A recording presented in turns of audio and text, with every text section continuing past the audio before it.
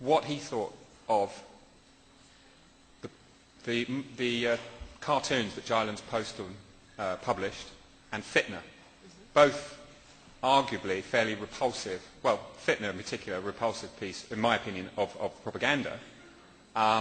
This is what you get if you support a free and open society. Doesn't that just make things worse? Doesn't that just push people into extreme camps and you end up lining up either with our civilization or theirs? What do you think of that? No, I supported both in writing when an article in Der Spiegel and I forget where the other one appeared. I think there's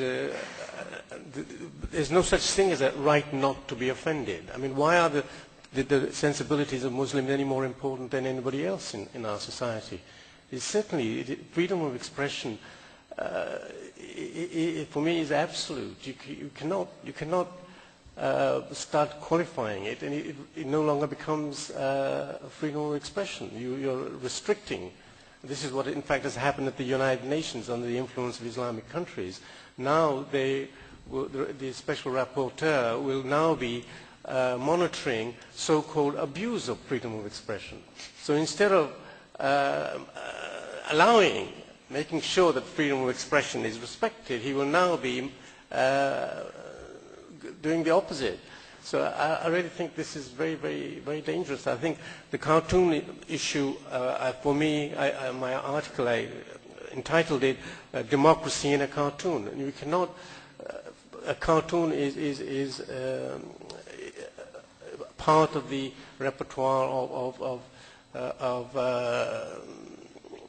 parody, satire, which is absolutely essential in a democracy. We cannot do without it. It's a long tradition. But why is it essential? What do we need it for? Because we need it to be able to criticize those in power, to assert our rights to be heard, and to make sure that they don't pass intolerant laws and so on. This is to guard our freedoms. Right, it must be time for the audience to get involved here. Ibn Warraq has just said that freedom of speech is absolute. I wonder what we think about that. Is that really the case? And if not, what are the limits to it? What should the limits be to it? Should there be any limits? Do we limit ourselves? How does that work? So we've got questions. We'll start on the ground floor with this gentleman here in the blue shirt. Keep your hands up, please. Thank you. Say who you are. If you want to ask a particular member of the panel, do identify them. If not, I will. And I'm going to take quite a few questions, and then we will bring the panel back in. Yes. My name is Pedram Kazemi. I'm an Iranian refugee to Denmark. So I've been through all these difficult processes that, for example, Ehsan has been, and Mina. And I agree with the single loyalty and single national loyalty. Actually, I realized it when the Danish cartoon affair was on, and I realized that here we need to choose. I saw the attack on the Danish embassy. It was burned down to the ground. The ambassador was fearing for his life, going underground. Then I said, now enough is enough. I need to choose, really. I need to be a Danish citizen, as I am legally, and mark it. And I have talked to many for example, Iranian refugees, but other, and urge them to really take that national identity on them, not to be an extreme nationalist, but to realize that we have a legal obligation to the Constitution, and I'm happy to be a Danish citizen and have that national identity because it's based on liberal democracy. So that was one kind of thing that I want to say, but my question is how to change the debate from only being about Islam and versus others to what is essential, liberal democracy, or what you want to call it, freedom against fascism. Because what I actually told my history teacher in Denmark when I came there as a 19-year-old was, why don't you do anything about it? It's a fascism. I saw it as fascism as a teenager, but my European Danish history teacher, with all the experience and historic experience in Europe of fascism, He didn't realize it, and he didn't understand me at all. And I think we are still there. We don't realize it's a battle between democracy and fascism. How to refocus to that? Okay, thank you for that question. We'll have some more questions. There's a gentleman here in a stripy shirt. Get back to the fascism. Thank you. David Flint. I have excuse me. I have a slightly theoretical question. I can understand why people would get angry at other people doing bad things. I can understand people getting angry at other people advocating bad things, as in the advocacy of torture in respect of extraordinary rendition and other things we could mention. What I don't understand, and what I'd like the panel's view on, is why there are some people who get angry about people believing things, like the non-existence of God, that they happen not to believe themselves. When I'm relaxed about people believing foolish things, why are other people so obsessed with the beliefs of others? Because that seems to me to be part of what's fueling this. And if we understood it better, we might be able to do something about it. I hope that's not aimed at us sort of professional secularists and criticisers of religion. Why are we so criticise obsessed anyone, with people's beliefs? But I take your point. Excellent question. Anyone else? Over here on this side? Sorry, I should bunch them together a bit, shouldn't I? But anyway, he's over there. Okay, so that one's why we're obsessed with beliefs or non-beliefs. Thank you, Roy Brown. I'm sorry to take issue with Ibn Warraq, but freedom of expression is absolutely not absolute. There are limits, internationally agreed limits to freedom of expression. Articles 19 and 20 of the ICCPR, which is the international law to which the United Kingdom and all European states adhere, forbids incitement to hatred on national, racial or other grounds. So there are limits, they do exist. Do you agree with that? Absolutely, yes. There have to be limits. It must surely be illegal to incite hatred of anyone and incite violence against anyone. Thank you. A correction, but we'll get back. It does raise some issues. The gentleman right there.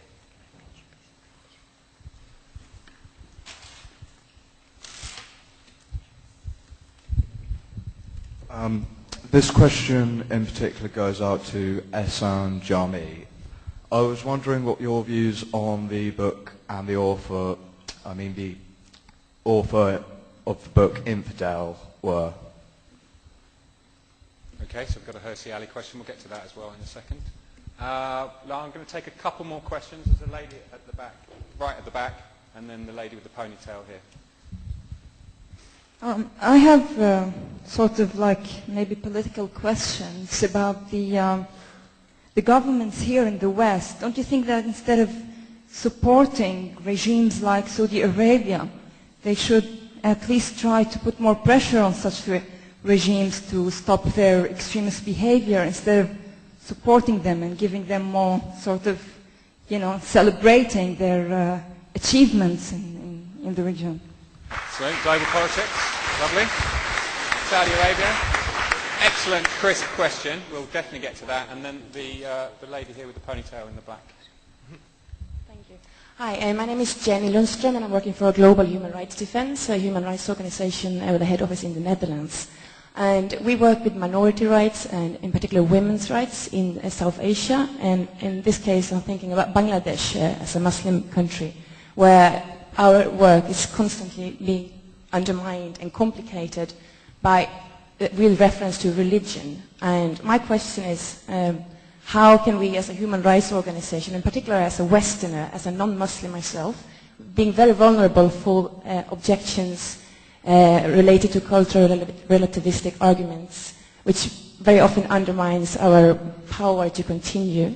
So how, leaving all the theoretical arguments outside, because we all know the arguments for and pro and con, but how can we practically overcome this very real and difficult issue in the human rights field? Excellent. All right. Well, we've covered a lot of ground there. I think, first of all, I'm going to let the panel sort of self-select about answering the questions, but I would just like to hear Ibn Warraq's rejoinder on the issue. Do you not agree with some limitations on freedom of speech? Yes, I stand corrected. Inciting racial hatred, thereby you're in fact restricting the rights of somebody else. So that's the conflicts with that person's human rights. So he's absolutely right, yes. But may I answer the... Yes, sure. There's another... It's not very advisable to go into the psychology of belief, but this gentleman was asking about what it is that irritates a Muslim if somebody leaves his religion.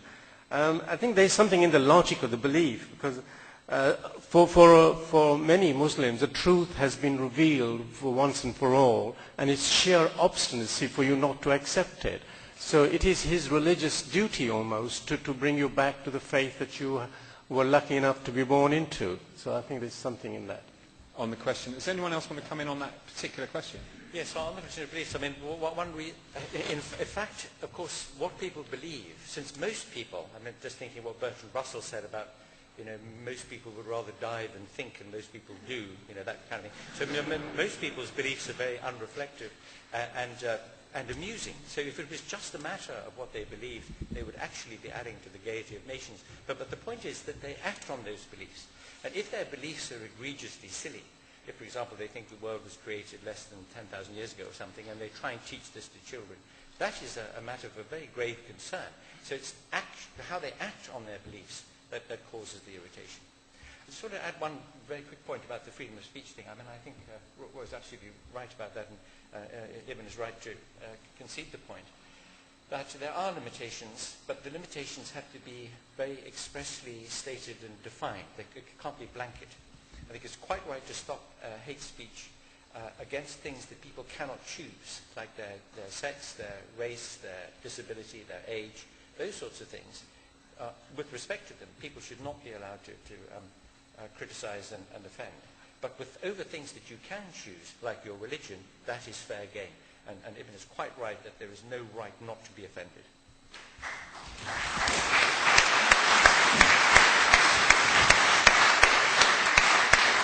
I'm going to try and tie up a few of the questions together in a question to Mina, which is about the way in which, in the battle against Islam, some of the a certain kind of extremist political Islam, some of our allies, if we are in that battle, will be people who are not our natural political allies. I mean, let's say American neoconservatives, let's take as an example. What's happened with Ayaan Hirsi Ali, who is a great sort of symbol of this struggle, is that she is in many ways the darling of a particular fairly right-wing American approach, and she is currently safely ensconced in a right-wing American think tank.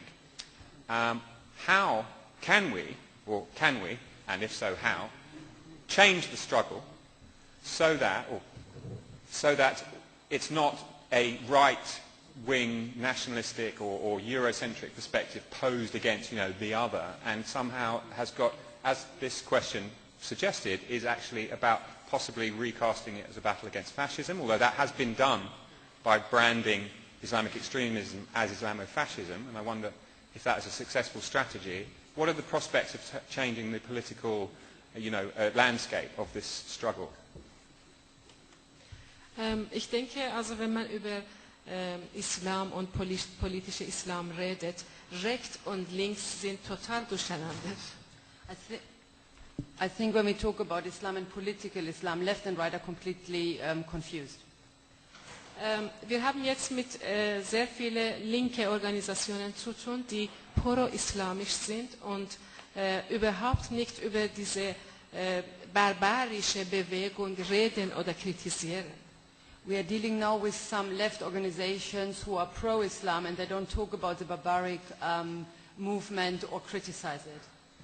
Und soweit die rechte Bewegung betrifft, ich sage schon zum Beispiel, US-Militarismus oder die europäischen Regierungen haben diese Bewegung geholfen in Afghanistan, im Iran, in Saudi-Arabien und in Pakistan.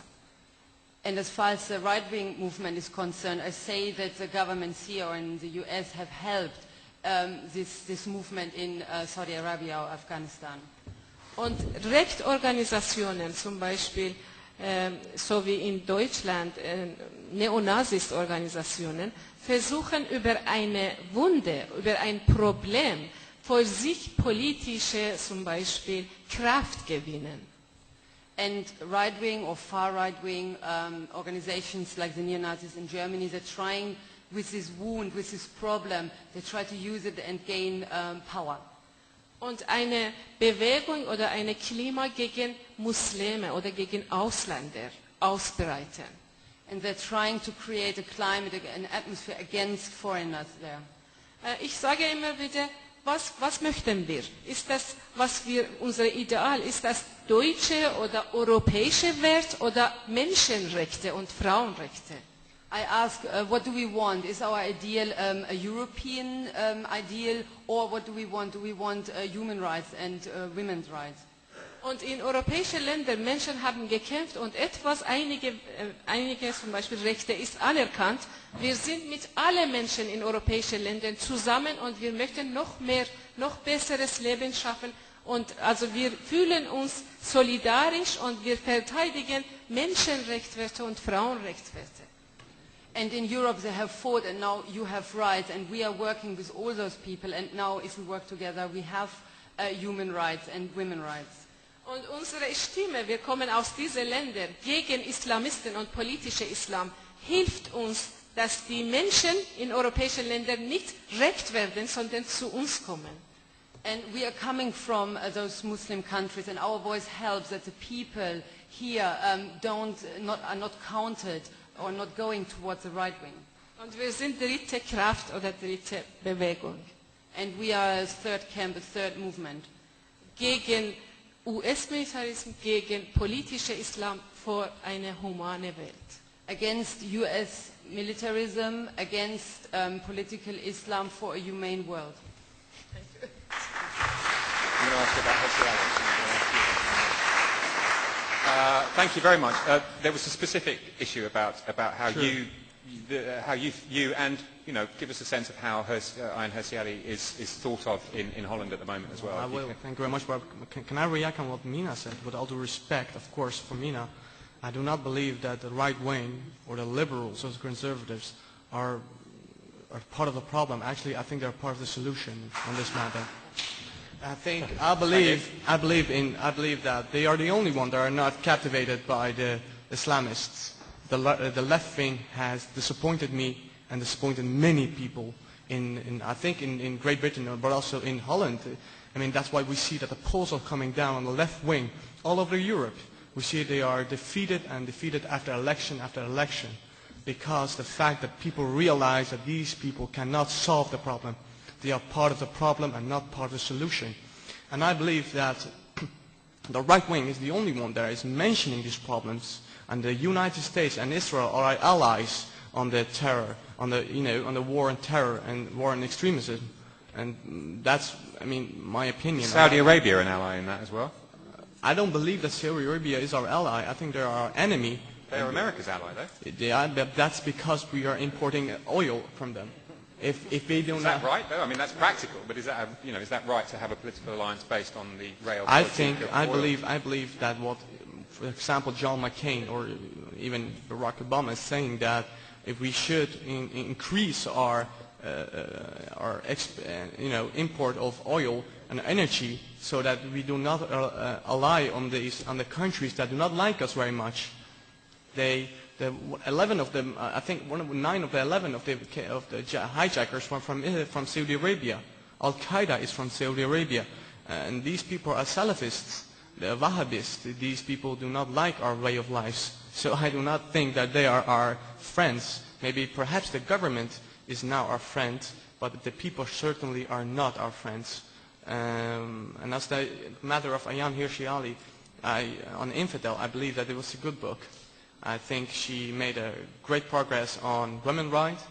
She's an icon on that. I believe she did a very good job, but I believe she didn't finish her job. I would see that she would actually come back to politics again and finish what she was started. And if do you think she'd be a popular politician if she did come back? Do you think that? In Holland, it's now difficult because as you may know, the government fell, the cabinet fell because of the passport affair on Ayaan Hirsi Ali, because she lied about her asylum Seems like a request. fairly minor point. So, people in Holland don't like, I think nobody likes liars, but I have a great respect for her, what she did and what she does. And she mentioned, I think one of the audience said something about why we don't, attack, or we do not have a stronger opinion on the countries that support terrorism. I think that's because since the Second World War, Europe is now a very weak continent and very weak countries, that we only believe in diplomacy and not in repression. We rely on our friends from the United States that come and clean things for us, like in Bosnia happened. We are not united, actually, but we are divided in Europe. So I think that's one of the problems that we should solve, is to solve the problems in our own backyard before we point out somewhere else to say, well, you are wrong and you should do something else. While we didn't have clean our own problems in our own backyard. So I think that's what we should start on. Thank you. Anthony, more repression needed. So I just very briefly, what Ehsan says is true about some sections on the left, the sort of PC left, who got themselves completely into the wrong rut on this one, but there are plenty of people, I would say, the decent left, they call themselves, don't they? There's now the decent left, yeah, well, I don't know what they call themselves, but there is a decent left which is very concerned about the rights of people to believe their religion, the rights of women, and all that kind of thing, and we're very much on the side of this great cause. There are also people on the right who are exploiting this for the wrong reasons, and I think one's got to be terribly careful about that. And finally, if I may just add, I'm very, very proud to call Ayaan Hirsi Ali a friend, and I know that one of the reasons why she's in a right-wing think tank is because they provided the money and she needed it, and she's laundering it and making good use of it. Rather than they gave it to her, for they the spent left. it on intelligent design or something like that. So she's doing us a good turn. Thank you. Can I ask a question? Is perhaps what he says. Why do you think that it's that they are?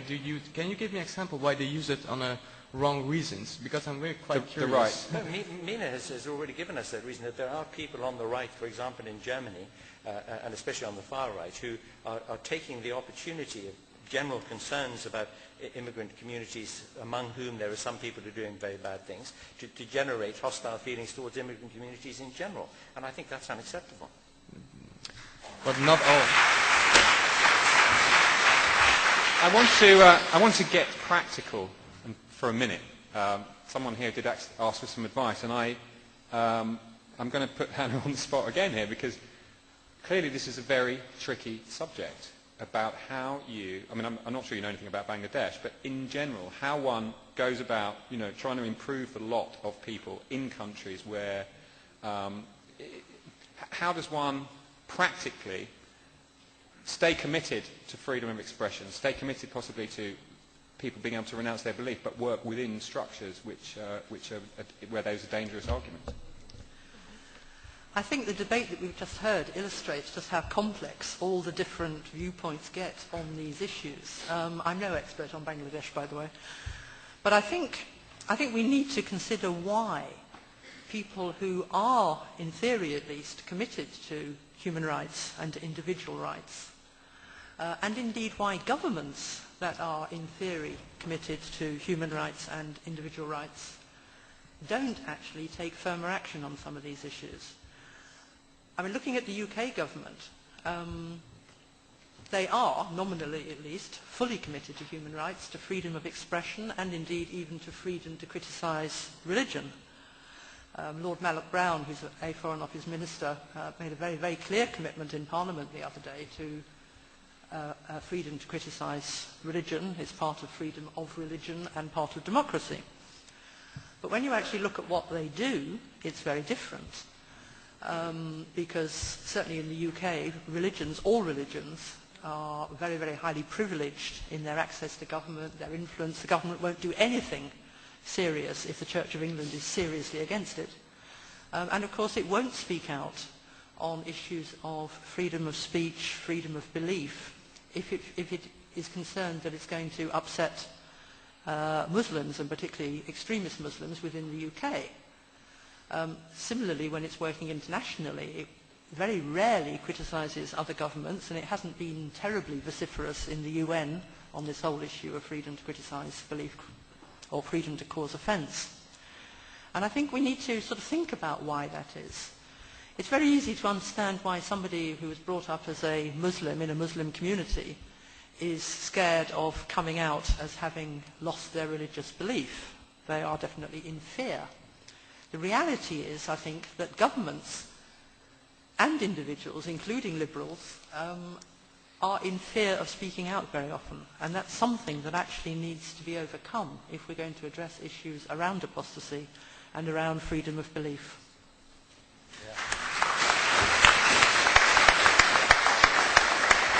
Thank you, Hanne. Right, we've got about 10 minutes left, and I'm going to open it up again for a round of questions, and then I'm going to take them to the panel, and the panel can also tie it up by taking the chance to make their final statements. And then I'm going to talk to you about an apostasy resolution. So I'm going to start with the gentleman with white hair there, and then we'll come to the red T-shirt here. Hi, Josh. Hello, Caspar. It's Josh Kuczynski. I'm very wary of patriotism and nationalism. And I remember I was visiting the United States, and this was shortly after 9/11, and somebody was saying that there was a gas station that was owned by a Muslim, and he wasn't flying a flag. And this was very suspicious, and nobody was going to buy gas from this gas station because he wasn't flying a flag. And I simply asked the question of the group of people that were around me, did they think he was a terrorist? And wouldn't a terrorist actually fly the biggest flag they could get hold of? And the question, therefore, is that I think that the sort of people that would refuse to give away their second nationality are just those people that are... Sorry, you can follow the point that I'm trying to make, that having given up a dual nationality, you aren't actually going to be necessarily finding the people who you want to find. Thank you. Okay, there's a question about nationalism. The gentleman in the red T-shirt had a question here. Yes. I'll move up to you in a second. Hello. I was going to ask a question of Hanne Stinson, so I've got glasses on, about why do you think the government won't speak out against religious bigotry, etc.? Do you think it's cowardice, or do you think it's actually something to do with their ideology? Thank you. Okay, we'll take a question from Keith over here, and then we'll go upstairs to make sure we get the upstairs. But bear with us. Over here, please.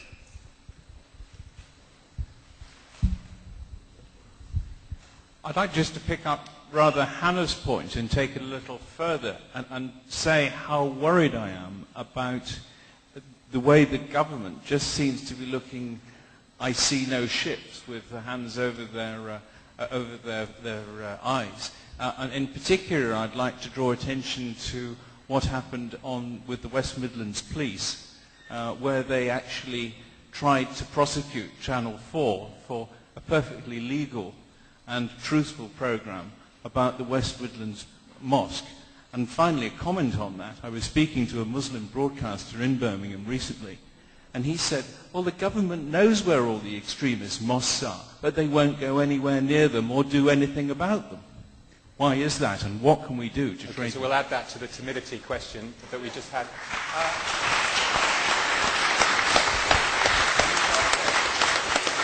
Okay, upstairs, bear with us. Our mic is coming, and I'll take a few questions from up there, including this lady here. So keep your hands up if you're up there. You'll be next. Got one there, and the lady there, and then we'll have to tie it up. So here he is. Thank you. All the way over here, please. Please keep your questions short and to the point. Over here, sorry. Thank you.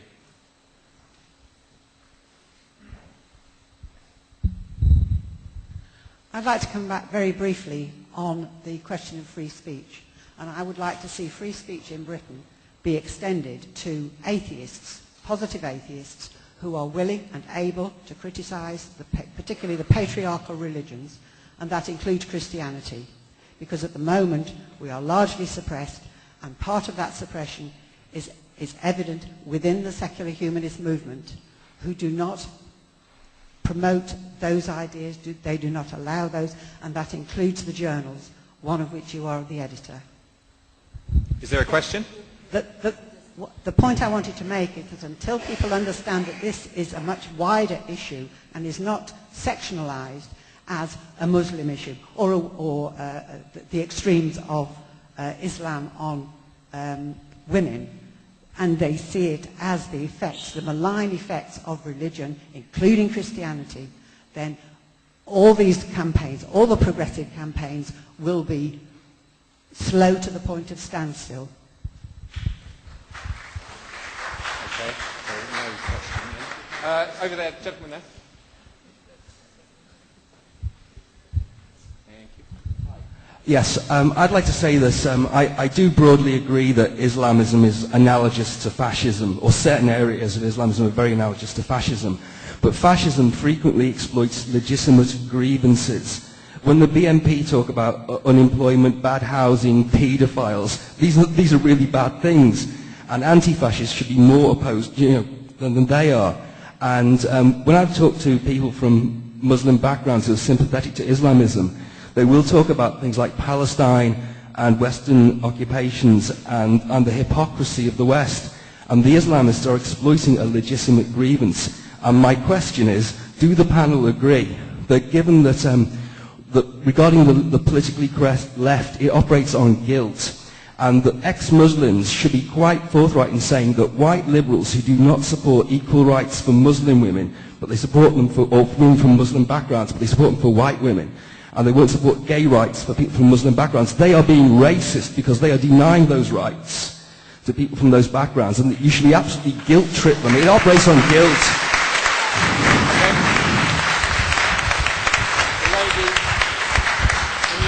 The lady in the orange scarf there should be the last question, right behind you. There we go. Thank you for that question. Hello, my name is Carol Gould. I might be the only American here today. Welcome. Thank you. I live here. The United States, since 9/11, I'm taking this further from the man who mentioned the gas station, has had a sort of paranoia and fear of Muslims. I don't think there are any Muslims in Congress or the Senate. If you're a young Muslim growing up in America, you don't have much of a future because there's such a prejudice. I'm going to play devil's advocate and say at Guantanamo Bay we have 19 Chinese Muslims whom an American judge actually would like to see released. Barack Obama throughout this year has had to keep saying, I'm not a Muslim, I'm not a Muslim, and that he didn't take his oath on a Quran. Now that's taking what we're talking about today to an extreme, that in the U.S. there's such a high degree of what they call Islamophobia. Is that the sort of society we want, where there's such a hatred and fear of people who in America are quite a big percentage of the American people and hundreds of thousands born there? Thank you very much. Okay, I'm going to wrap it up by trying to, I hope, summarise those questions and ask the panel each to have their say, and you can choose any of the questions. But to tie those up, I think we've got two different perspectives, potentially. One is the worry about prejudice and about nationalism and the way those things can kind of become stronger in relation to the threat of religion, on the one hand, and on the other hand, a criticism of the timidity, both of the British government and of certain parts of the secular movements, that they are insufficiently trenchant when it comes to criticising religion. So there's something to make a statement about there.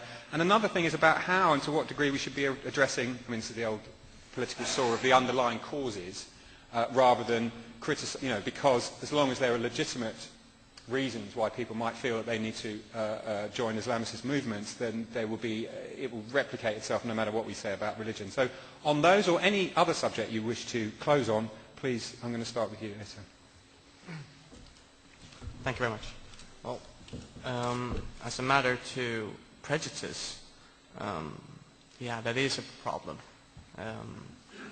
I think that if there's no one here that is for discrimination or racism, so that is in fact a problem. But what are we going to do about it?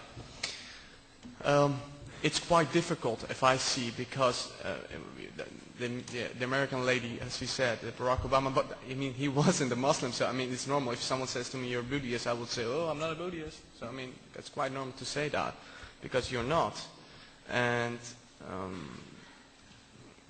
at this moment, I think one of the greatest challenges we get in the 21st century is how to deal with this problem and not to enclose people out of the society, but actually include people in it.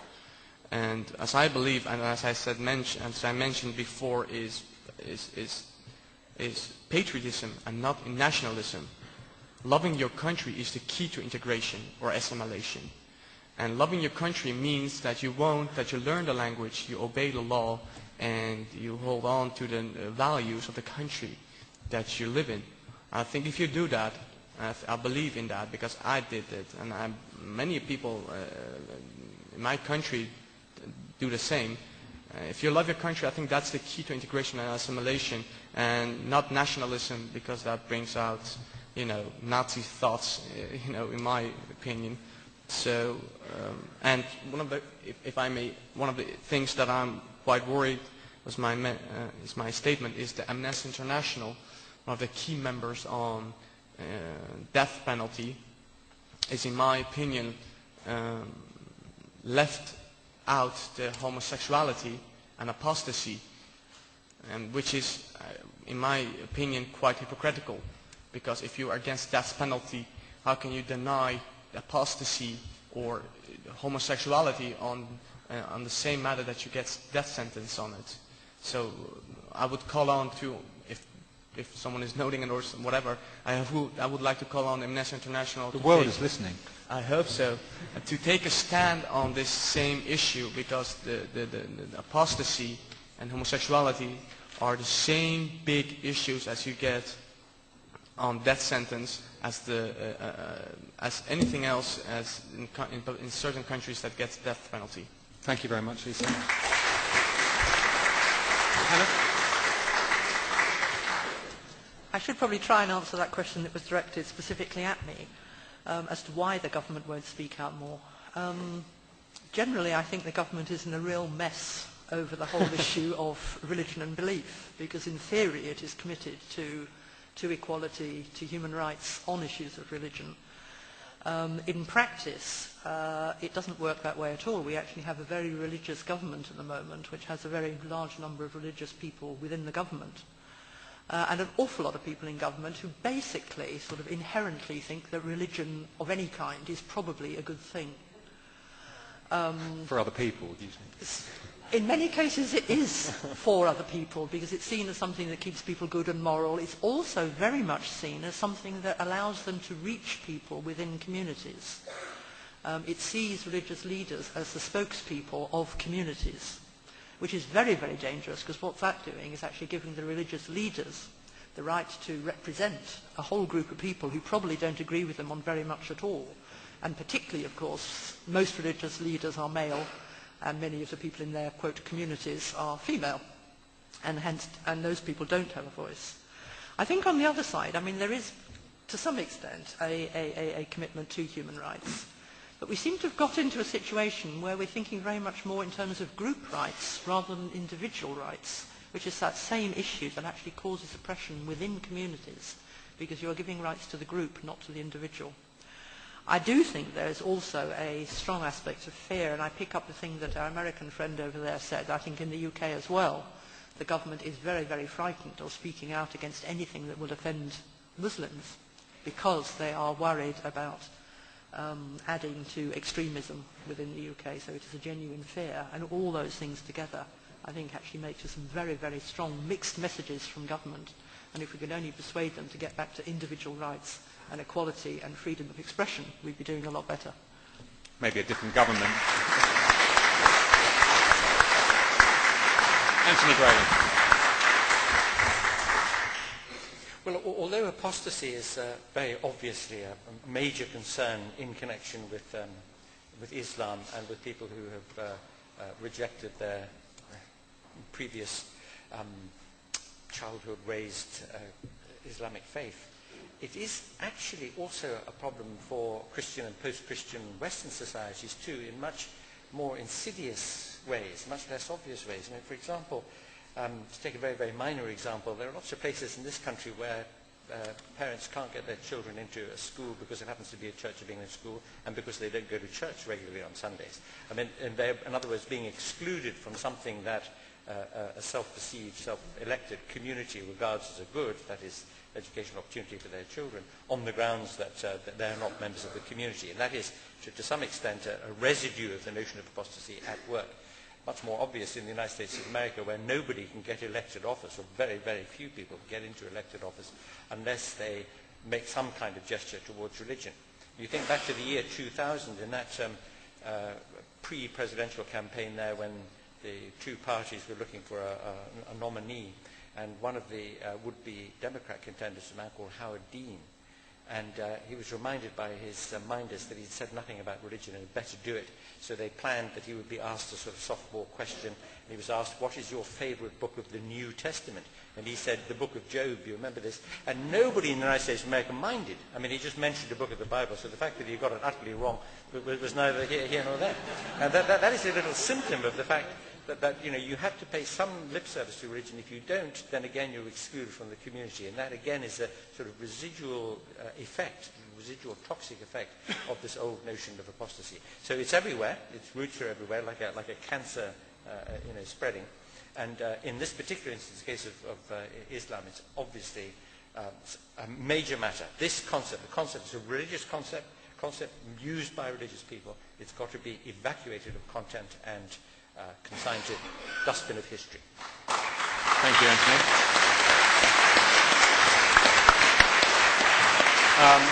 I've got three more panellists. If you could keep it just a little bit short because we're running out of time. Fariborz, and then Ibn, and then... Absolutely. I think I want to just bring the issue of apostasy and freedom of expression on the practical issues. Political Islamic groups have a lot to lose from apostasy. They have a lot to lose on freedom of expression. As for the slightest issue is raised, you'll face the petrol bombs on the publisher's house. Because I haven't read Jewels of Medina, but I suspect by publishing that book, the question and the status of children in Islamic societies would be raised. That's why they don't want this and try to suppress that issue. If you have an issue of cartoon characters and caricatures of Muhammad, because then people could question the leadership of Ayatollah Khamenei and Khatami and the Muftis in Iraq. It has practical meaning, and we need freedom of expression like air.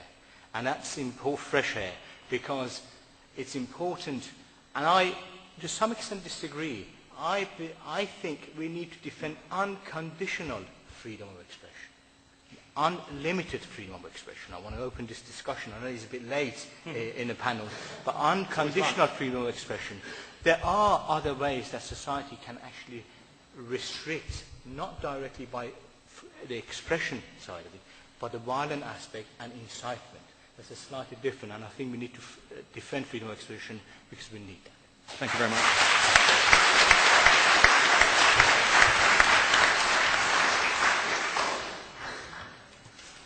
Well, I think the freedom of expression is absolutely crucial to the whole debate because there has been an extraordinary amount of self-censorship amongst publishers, but also amongst scholars of Islam. Political correctness has crept in, and unorthodox views about the origins of the Quran are shunned or not discussed at all. So I think if we concede that, in fact, in a brilliant book by Jonathan Israel, The Radical Enlightenment, who says the whole process started with Spinoza's Tractatus. So biblical criticism, we think, led to the Enlightenment, and I think in that way Quranic criticism may well have the same impact. So I think scholars should be encouraged to pursue their research unhampered, and to this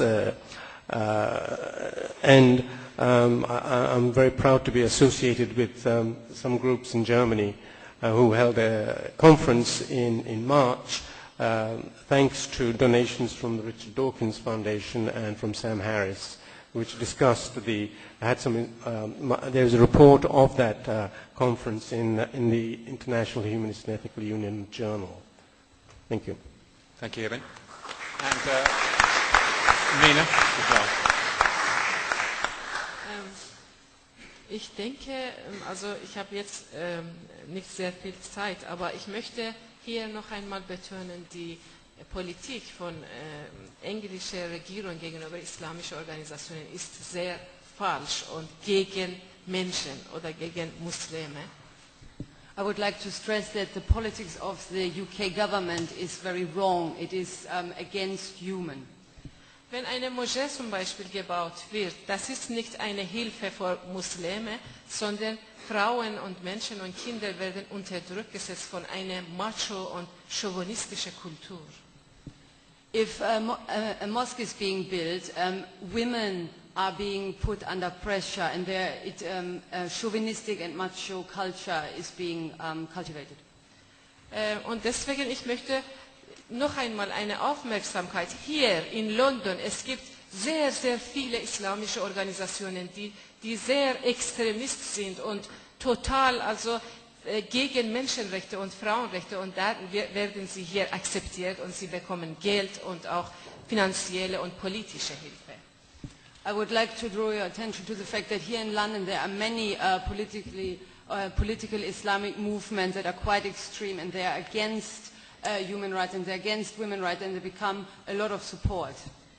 Und was wir machen, wir haben gesagt, wir haben schon diese Religion, also wir sind nicht mehr Muslim, oder diese Ex-Muslim-Bewegung ist eine sehr wichtige Bewegung für freie Meinungsäußerung und für Menschenrechte.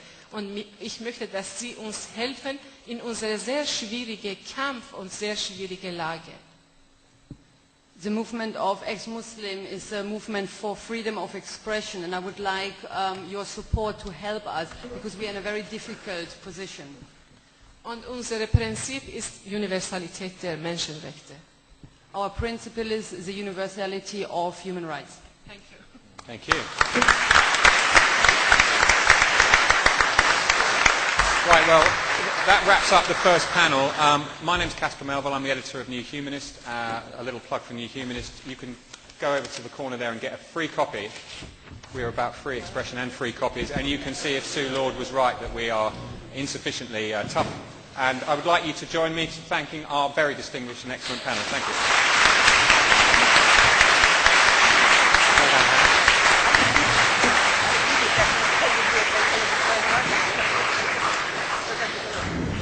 Thank you for that session. We are going to have a lunch session. But before you go, I was asked to actually talk about support, financial support for the council, but I think I'll leave that till you've had your lunch. Please